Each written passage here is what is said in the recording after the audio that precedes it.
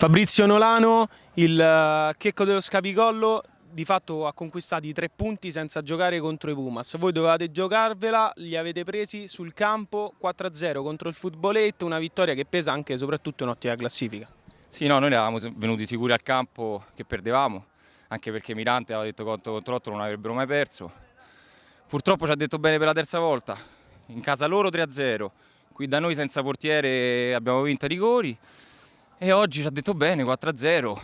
Loro però sono più forti, come ha detto anche Mirante, quindi in 8 non possono mai perdere. Oggi è stato un caso che hanno preso 4 gol, quindi è andata bene così, fortunati noi. Fortunati voi, però avete sfruttato bene non l'unica, scusate, una delle vostre tante armi, ovvero i calci piazzati. Ci avevate battuto l'Eurobet Palermo 1-0 sul calcio d'angolo, l'1 e il 2-0 sono arrivati proprio su questo tipo di situazione. È una cosa che voi preparate, che sfruttate nel migliore dei modi? No, vabbè, essendo tutti molto alti è una caratteristica nostra, però anche perché era l'unico modo per fare i gol. Loro sono imbattibili, come ha detto più volte Mirante, lo ripeto perché poi è vero, sono primi, anzi scusa, erano. E quindi avevamo solo quello per fare gol. Colpi di testa, calci d'angoli, mischie, casino, è andata bene.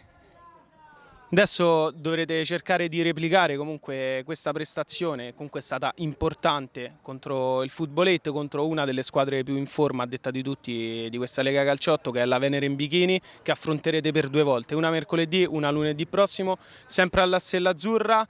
Come vi preparerete e soprattutto se avete già pensato a come affrontare una squadra che adesso sta giocando davvero benissimo? No, no, infatti la prossima partita prenderemo più seriamente perché comunque sono molto bravi, arriveremo un po' rimaneggiati, però in Coppa vediamo, un campionato magari essendo di lunedì possiamo arrivare al completo e ce la giochiamo. Comunque loro molto bene, insomma. Grazie mille Fabrizio.